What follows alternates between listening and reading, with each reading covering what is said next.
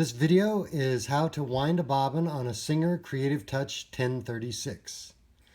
It also applies to other models that use the same bobbin winding assembly. But there are three types of Singers that use a wind-in bobbin where you wind the bobbin here. This is the lesser of all the known ones. So to wind a bobbin, the first thing you want to do is, let's take a look at the bobbin itself.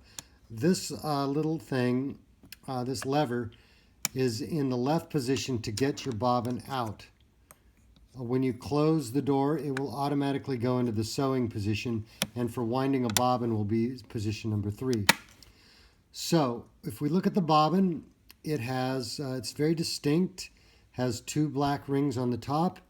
It has a slot in the bobbin, and on the bottom there is an X that is in the plastic, and that X is what the blade in here will drive the bobbin and make it turn. So if we look at the bobbin winder assembly, when we put it in the bobbin winding mode, which is pushed over like this, in the center there is a little blade that rises up. It's hard to see in the light, but it rises up. That little blade goes into the slot and makes the bobbin turn. So to wind the bobbin, the first thing we're going to do is make sure that you thread the machine from the top all the way through all the guides and into the needle, and then have your bobbin, have your thread to the side, ready to go. Place your bobbin in, and then put it in the bobbin winding mode, which is here, and then take the thread from the needle and wrap it around the foot holding screw, and just, it will hold it in place. You can wrap it 2 or 3 times, but it's not going to go anywhere.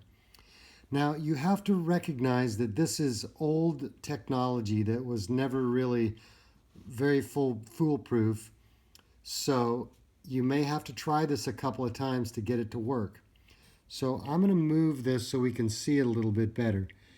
As I turn the hand wheel slowly, the needle will go down, and as the hook picks up the thread and brings it around, and it will slip inside of the bobbin case itself. Now the thread, as you continue turning it, should remain straight across here. If it slides out, you're going to have to restart. So just keep it there and keep turning until the thread slips into that slot, just like that. And you can see that the thread was caught in that slot, and now it's going to be turning around and around. You'll see the thread going around and around a few times until it actually breaks off. Once it's in that spot, you can go ahead and run the machine at any speed that you want, and it will eventually break that thread off. So you can see it turning around in there, and then it will eventually just kind of break off, which it just did. And then you can take the thread off of your foot. Now the bobbin is actually winding. You can see it filling up.